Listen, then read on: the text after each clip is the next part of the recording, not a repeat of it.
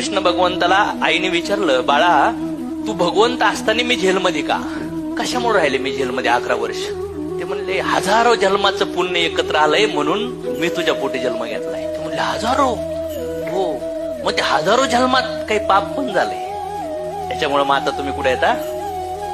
म्हणले आई असून? हो म्हणले, वेगळ्या वेगळ्या जन्मात माझे वेगळ्या वेगळ्या आहेत, ते तुला माहित नाही, मला माहिती.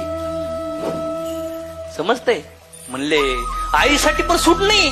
म्हणले ह्या युनिव्हर्स मध्ये कोणाला सूट नाही, मला सूट नाही, मला बक्षितेसोबत जावं लागलं, वनवासामध्ये काढून दिलं राजवाड्यातून. मी सुटलो नाही तर तू कुठून सुटणार आहेस?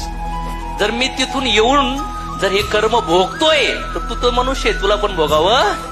म्हणले मग आणखीन एक प्रश्न आहे, हे जे जन्माला येण्याच्या आधी आकाशवाणी तू केली आणि याच्यामुळं माझे 6 पोरं मारले गेले, तुझे सख्खे भाऊ मारले गेले, याला जबाबदार कोण?